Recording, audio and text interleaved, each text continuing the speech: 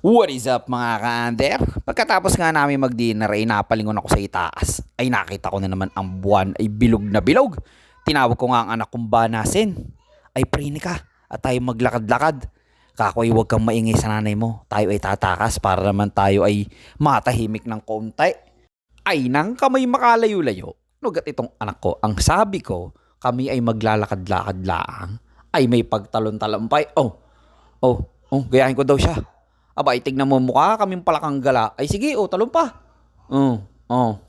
Sinasabi ko sa inyo, ay full moon na naman. Ayan na. Ay may kasunod na kami agad.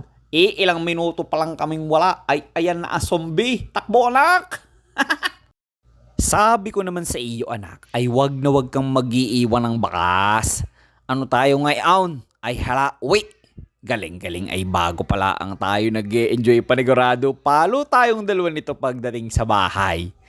At eto na nga, nagre-request pa na mamaya na daw kami umuwi. Ay sabi ko ay sa nanay mo ikaw magsabi at ayokong magarute. Pero syempre, baka petyot yan ay hindi mahihindihan si kamahalan. Ay dilakad uli, sige lakad pa. Alam nyo ga, itong anak ko ay parang anino ko na. Bukod sa kamukhang kamukha ko ay lagi pang nakabuntot kung saan ako magpunta.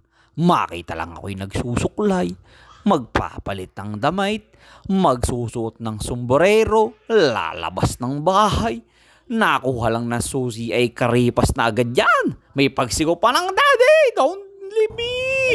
Abay, sabi, takbo pa sa akin. Nakala mo ako lagi ay mag-a-abroad. Nakala mo ako aalis ng bahay lagi. Yan, pinauwi pa namin si Noah. Galaxy ng gala. Di pares na kaming pagod ngayon. Yung isa'y kakalakad. Ako naman ikakabuhat. Ay, parang ako'y lugi. Iki-relax na relax ako'y poist na poist na.